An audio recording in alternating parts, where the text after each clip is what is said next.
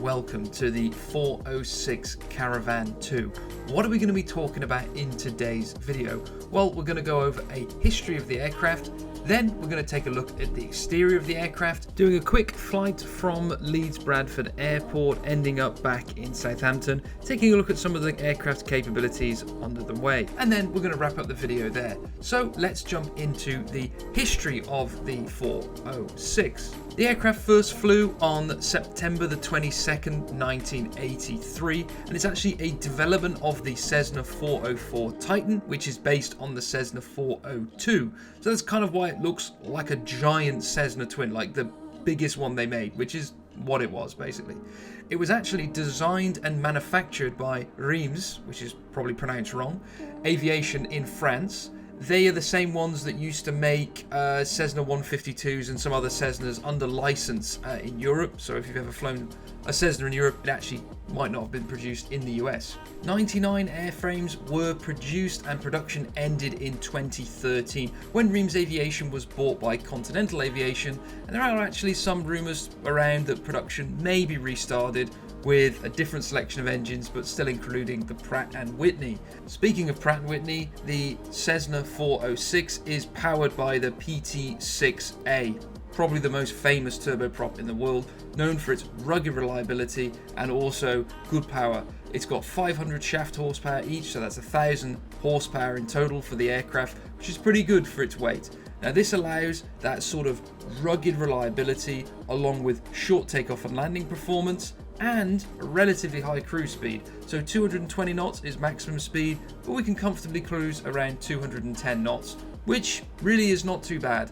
Up to flight level 250 is quite comfortable, and also you can operate all the way down to 20 feet for those marine patrols.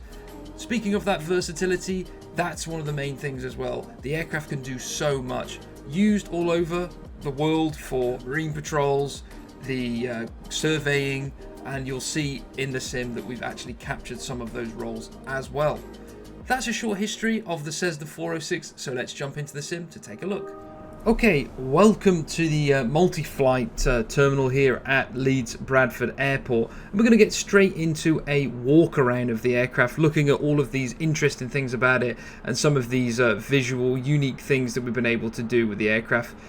Like I've always, you hear me say, I really think the sort of visuals look pretty stunning now. You know, we're using the standard sort of techniques where you're decaling things and also using them to get the highest quality possible. So first of all, let's start at the back here. This is kind of an interesting detail.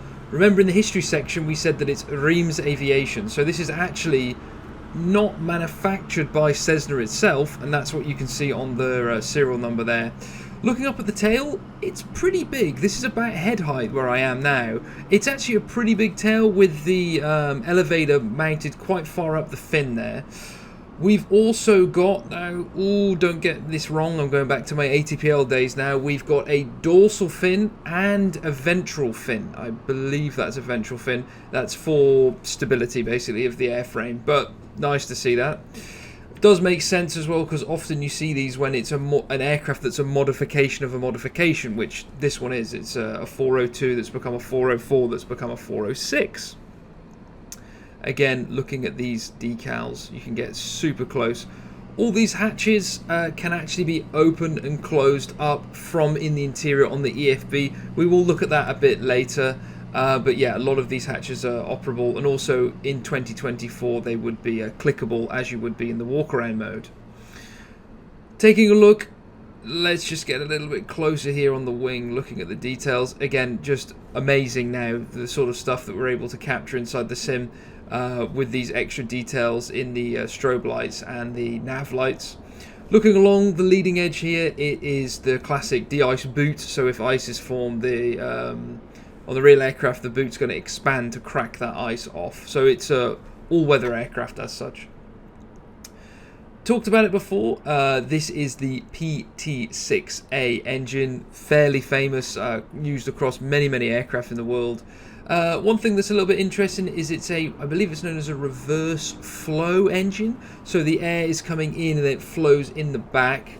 My turboprop analogy is maybe not quite right, but this under here is the inertial separator. So you will actually see that as a selection in the cockpit, and what it means is that the ice is not sucked straight back through the engine. It kind of comes at the bottom of here, and you can see that's there. We've also, if you kind of poke your head through the slats, you can see bits of the engines on 3D modeled inside there, so you can actually start to see some of the stuff along there. Moving along, let's take a look at the gear. As we mentioned, the gear is kind of an interesting one on this aircraft, as it's that trailing link gear style. So we mentioned that means it can sort of take off and land from quite rugged airstrips, but let's take a little bit more explanation of that now. So it trails behind the main gear strut and has this strut compressor here in front of it, so it gives it more travel, and that's what you'd see on an F18 or Sepcat Jaguar. You'll see those sort of wheels set up a lot, and that's why this has got it, and means it's really rather rugged and isn't going to bottom out or bounce. It's going to hit. If you hit hard, it's going to hit, accept the load, and then it's going to go in. More details up in the gear bay here. Moving along, we've gone through the leading edge and the trailing edge of the wing, so let's move on forward to the front part of the aircraft. Again, these hatches can be opened from the EFB, or in 2024 they can be opened from the walk-around mode.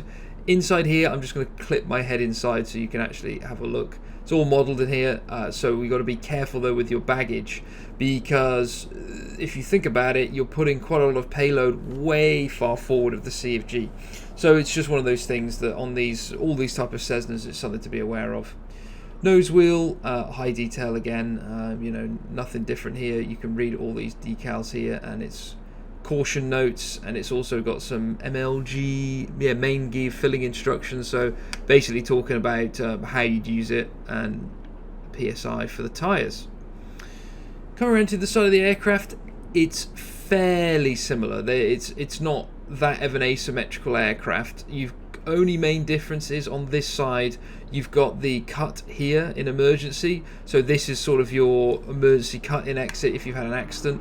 But if we go across to the other side of the aircraft, we will see that you've got this double door. Now this double door is actually really rather nice. It gives that ease of loading, ease of getting in, ease of getting out of the aircraft, to give it that sort of larger payload capacity. You can see today we're in the aerial survey version, which you can see there, and if we look underneath, yeah, you can see some of the instrumentation coming through the bottom of the aircraft as well.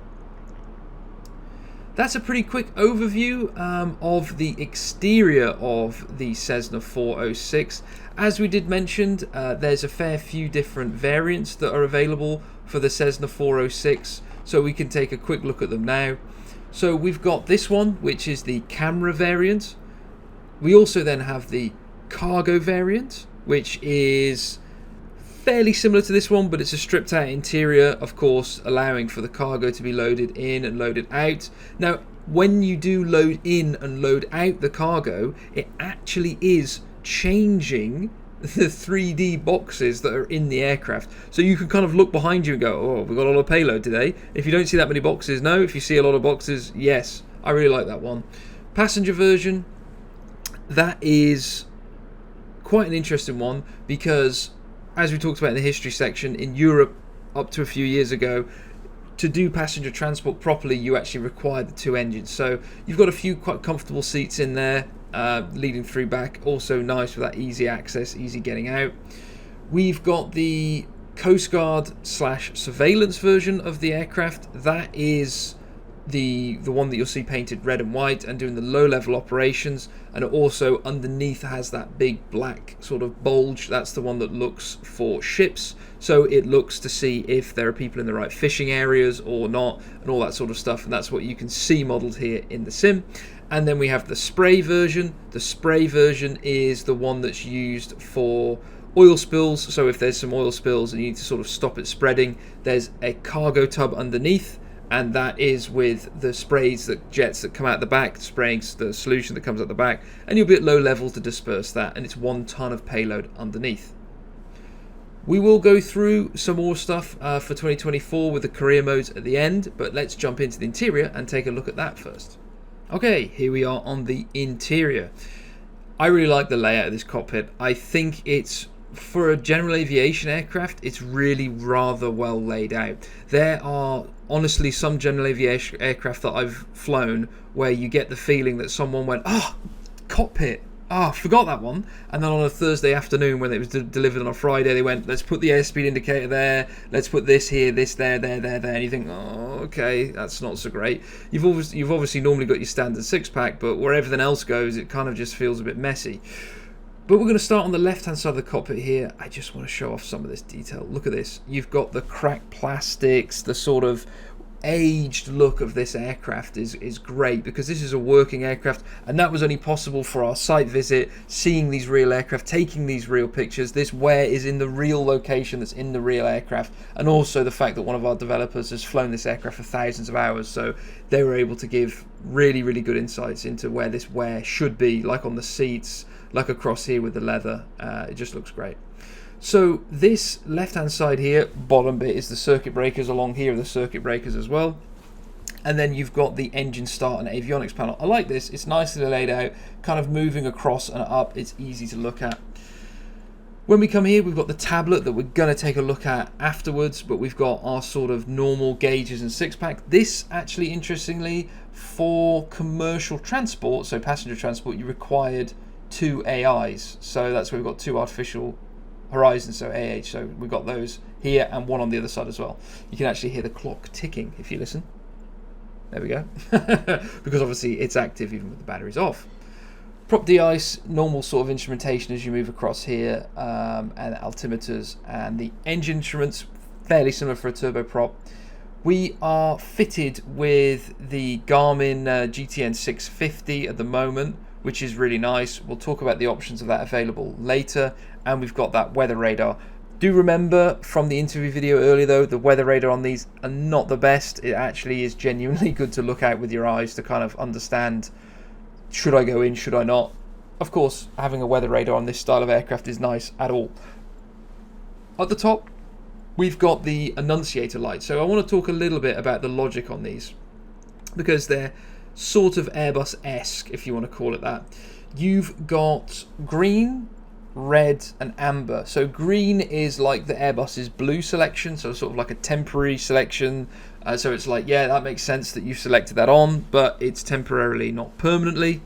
Amber is like the white lights on an Airbus, so it's basically saying, hey, I think this should be on, but it's off at the moment. But that can be okay for certain phases of flight, but you're going to need to make sure you turn it on before takeoff, for example.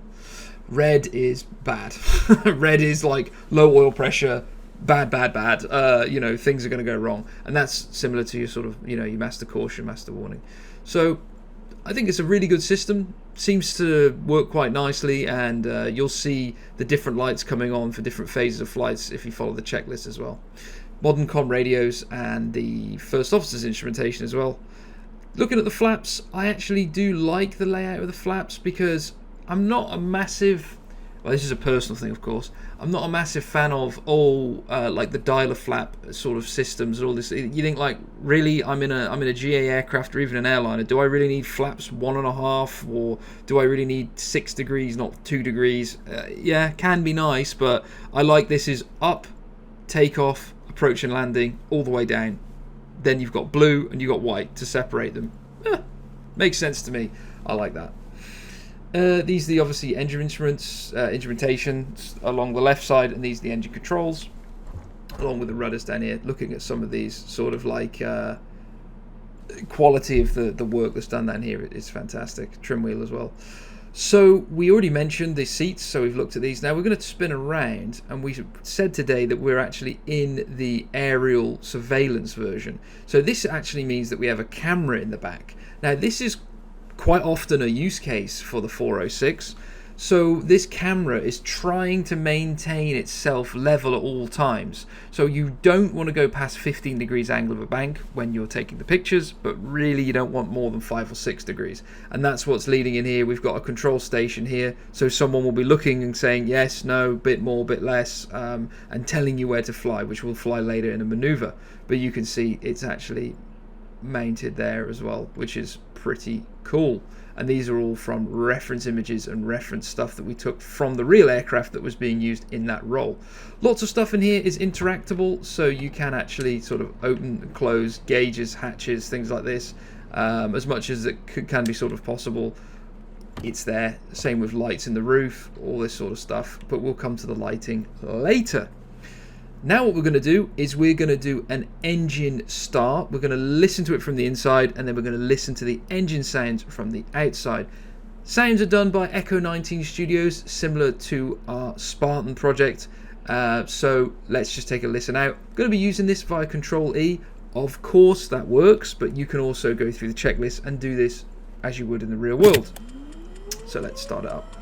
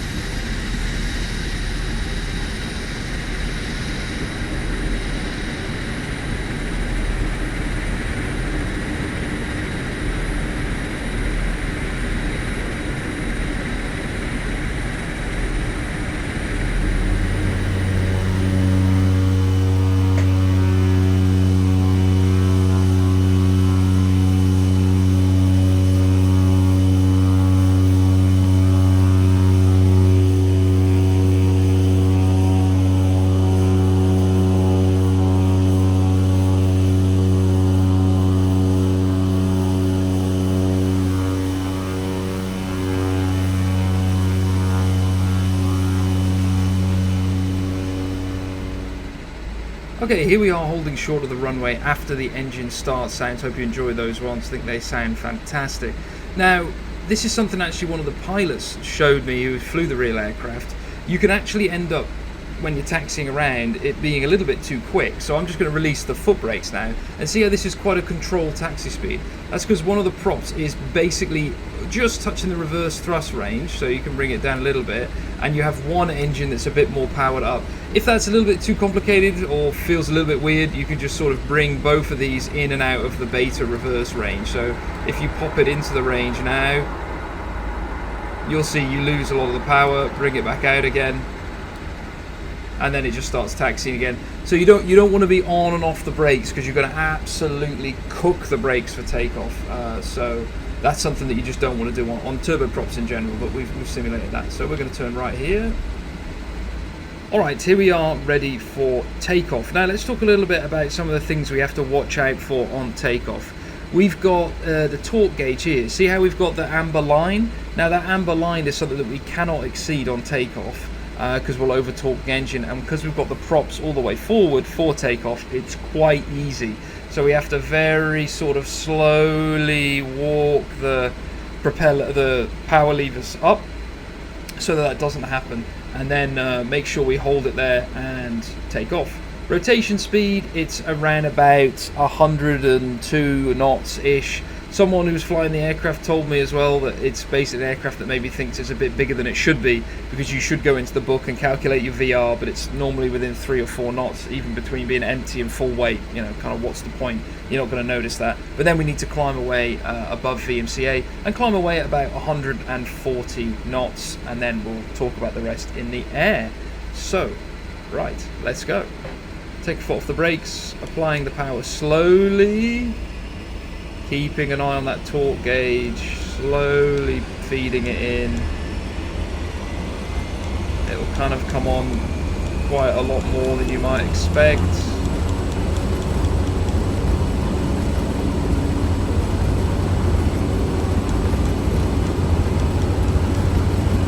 And there we go, power set, 103 knots. Oh, and we're away. Okay, positive climb, the gear can come up. 120 knots initially is fine. Look at that 3,000 foot per minute climb rate. It's absolutely pretty impressive for an aircraft like this. And we can just let it increase now down to around 140 knots. So 140 knots, let's just bring the nose down for that. And we can put the flaps up when we get to 140. And then we can also start to bring the power back. So what we can do is bring the props back to about 1600 on both, and now we can apply full torque. There we go. So now we've got full torque, 140 knots, gears up, and we're climbing away. So now our noise profile is quite a bit less. Trimming the aircraft is fairly stable, as you can see. Look, in roll, pitch, it's a very, very nice aircraft to fly. Very stable, very, very nice in general. We've got it nice and trimmed down now. So we're just going to turn to the right and climb away on our sort of start of our duty as such, because we're going to be doing our surveying down in the south of the UK, starting up in the north here. A little bit away from me on the speed there. Let's just pitch back again and start to trim. And 2,000-3,000 foot per minute, like I say, easily achievable here, which is super nice. So you'll join me back again when we're straight and level. Alright, here we are now on our easterly heading around 4,700 feet. This is just a holding sort of a line that we'll be taking the pictures now, so we get the operator in the back would be telling us, yeah, you know, keep like this, and then we're going to need to come back on ourselves to do a track in the other direction. So we're going to go straight and then turn around and come back on ourselves to a track in the other direction. Now, as we mentioned before, the camera in the back doesn't like to bank above 15 degrees. Now that's a maximum. So the lower you can keep it, the better. And there's sort of it's not a strange maneuver, it makes sense, but it's something that they actually use in the real aircraft, and we're going to attempt to do it now. It can look a little bit messy in the sim, because in the real aircraft you've got a lot more feeling of yaw, and you've also got, you know, the controls right to hand. I'm going to be doing this, showing you. So what we're going to do is we're going to imagine now, right, so we need to come sort of back on ourselves onto a westerly heading, and we're going to do a left turn. So we'll bring this engine all the way back. Now what we'll do is we'll put this power up, and we'll use the rudder like this, a bit more power.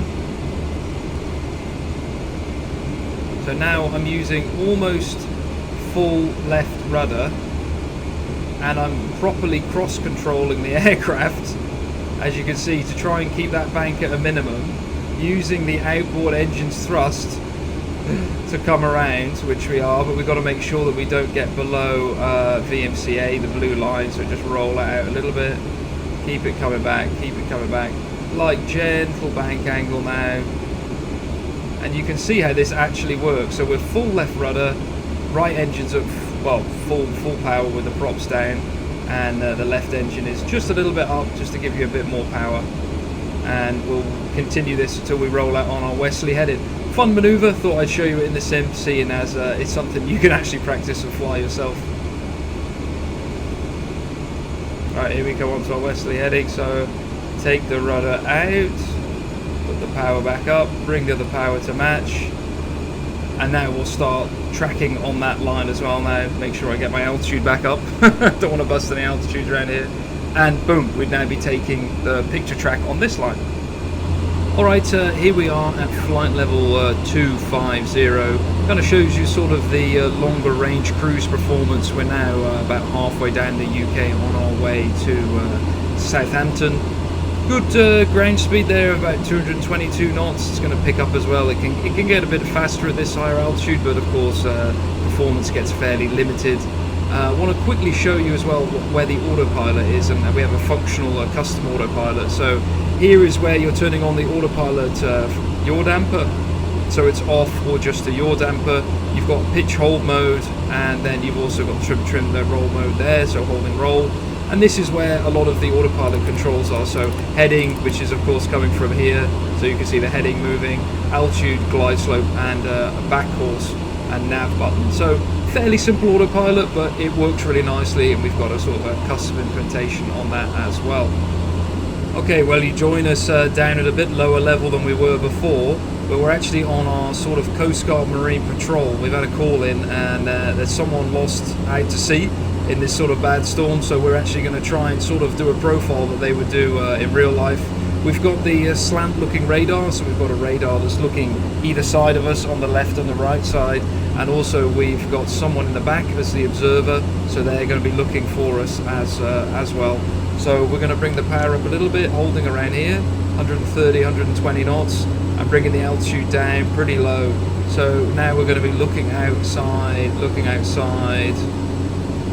and the observer in the back would call us out so they can see they've got the actual vision, and we'd just be flying the aircraft, keeping this sort of low, stable platform, making sure that we don't go into too much weather. This really highlights, I think, as well, the stable handling characteristics of the aircraft. You can see, look, I'm putting in just very small inputs, and it's an absolute pleasure to fly. I'm holding exactly 0 feet here, but it's no problem at all. And we're at 100 foot now, so we go all the way down to about 20 or 30 feet. I'm just going to apply a little bit more power. We'll hold it about there. As you can see on the bottom right hand screen, we've got the weather radar showing off that weather to the left hand side, so even if they're in there we can't really fly into there, so we're going to climb just a little bit to do another coast, a scan near the coast. Alright, here we are en route to Southampton. It's been a bit of a longer day. These duties for aerial surveying can go between 6, even up to 10 hours. You know, it can be a very, very long day. It's become dark now, but it's actually a great time to show off some of the night lighting. I love the night lighting in here. It really, really gives you that sort of authentic steam gauge. I'm in a little dim lights. I've got some red lights going on because of the night lighting. I think it just looks absolutely fantastic. Like, you know, if we come down here, you've got that proper ambient glow, and you've also got not too much light, but just enough. Now, here's one thing that I really like as well. You might say, well, I can't really read the HSI all that well. Well, that's because you actually have these little stalk lights, and they actually move and work, so we can kind of point it up a bit more, and then we can go back and say, oh, there we go, now I can see a bit more. And you can see over this side the instruments are really quite well illuminated, so a really, really cool addition. All the extra lighting controls, so all the lighting controls for the cabin, these are obviously all the takeoff lights that we've seen, and these are the instruments, so radio panel, something you can't see, center panel, compass, right, and then these ones are all doing that. But if you see here, it's dimming and going up and going like that. So that's how they're controlled on those sliders. Alright, here we are on the final approach to Southampton, runway 02. We've got the gear down, the flaps are set to landing, props are full forward, and we are going to be landing soon. So I'm going to get my excuses out of the way. It's always an excuse, right? It's always, oh, I don't fly GA, oh, I don't fly tail draggers, and my excuse today is I don't often fly turboprops, but there's obviously not that different from a swept-wing jet. Approach speed around 110 knots, can obviously be a fair bit quicker, and what I mean by that is this aircraft will slow down very, very, very, very easily. So you could be 180 knots at, like, you know, a few miles, bring the props all the way back, drop the gear, boom, you're going to make it. You know, that's not unique to this aircraft, that's just sort of turboprops in general. Now, aiming, landing wise, we're going to try and bring it in. I'm just getting a little bit high there. Let me bring that down to about 1,000 feet per minute and knock a little bit off the power.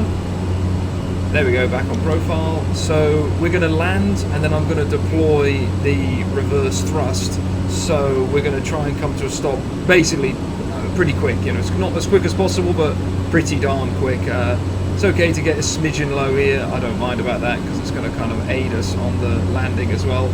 Coming over the threshold, start to flare, start to flare, start to flare, and then cut the power, touchdown, like that, and then go into the beta range. Oh, and look at that. That's with me being fairly heavy on the brakes as well. We're already stopped. Which is, you know, what a plane, you know. We're going to be able to make the first exit. We hit the aiming point and we touch by the end of the touchdown point. Yeah, so good capability, good showing off its stalled capabilities. You saw how it wasn't the smoothest landing, but it settled down and then I could get on the brakes really rather quickly. Let's actually bring some power up so we don't block the whole of Southampton's runway. But that was a good demonstration of why that gear is kind of special, unique, and how it works. So now what we're going to do is taxi off and take a look at the EFB a bit more in depth and some of the other features. Okay, so let's take a look at this EFB. So it's mounted on the yoke, and obviously it moves with the yoke, which is pretty cool. That's where we saw that they were mounted on the real reference aircraft that we had as well. So you can simply look up Echo Golf Hotel India, because that's where we are now, and it's going to quickly give you the weather, which is nice. This is sort of the live METAR from the airport. Checklist, this is based on a real checklist as well, so you can actually just start at the top here. It's got all in-depth procedures, which is nice. Preliminary cockpit, engine start, and then you can just follow it along, and it's a really nice way to do it. Closing that out, we've got the ground. So here we've got the doors. As I said when we were doing the walk around before, in 2024 a lot of these can be interactive, but seeing as we're in 2020 today, we can actually open all of these up like this, and then if we take a look on the outside, here you can see all of the hatches are open. So there's a lot of them on the exterior. You've got all the ones on the front as we talked about, and then you've got the emergency exit there, and also you've got the rear ones, which are just above the rear engine nacelles, which is super cool. Alright, so once you've had that, you can actually just close all the doors with this little button here, so that'll close everything so you can sort of ready to go. Engine exhaust cover removal. This is for the propellers themselves and the actual air inlets on the PT6s. So this will toggle on, toggle off here. And we go across to the map. The map is that sort of standard 2020 and 2024 navigation map. So really nice for sort of GA flying, getting around the area. Something that we have new is Navigraph integration. Now you can see here you've got day, night, zooming in, you can pin charts, you can have all of the real world charts. Of course you do require a Navigraph subscription for this, but it's really nice to be able to have in the small aircraft that we're doing now. Now this is available in both 2020 and 2024, because then we've got our own EFB with our own little integration in there as well. You can see what's really cool as well is when you turn the yoke, it's actually moving with it dynamically, which is as it would be in the real aircraft. Finally, we've got options. So this one is a little bit different. So if I zoom out so you can see it, we've got the Asobo GTN 650, which is what we have installed now, and is a fantastic piece of kit made with the working title avionics. And then we've also got the ability for the PMS GTN 650 and the TDI GTN 650. Now those of course are required to be installed. If they're not installed, then you're not going to be able to toggle them, but they are an available option there. Finally, let's talk about some of the differences between 2020 and 2024. Both aircraft are going to use the CFD flight model across the fin and the wing and also the props. It's going to be a bit more refined in 2024 as it's just a bit more of a modern platform. Speaking of 2024, the 406 is also going to be compatible with career mode. You'll be able to use it for passenger transportation, VIP transportation and cargo, which is going to be a great fit for that. I really think it's going to fit in super well. And in 2020 and 2024, we've both got a large selection of liveries, real world and true to life representations of the aircraft with the liveries. This does change a little bit when you're in 2020 and 2024. The only reason I say this is how you select them, because in 2024 it's also a fully modular aircraft, which we've spoken about a few times. Gives a bit better performance, gives a bit more ability for the sim to be truly compatible, and that's why you'll see the liveries on that configure screen. They're both there, but it's just a slightly different way of getting to it. So I would say that is about everything I wanted to cover on the Cessna 406. Just as a summary of it, super nice aircraft to hand fly, STOL capable, can also have a higher speed cruise, higher flight levels, very versatile, and you've got all these different variants to fly with to do sort of different missions and have some fun with it. Enjoyed the video, and we really hope you're able to pick the aircraft up in sim soon. Thank you very much, and goodbye.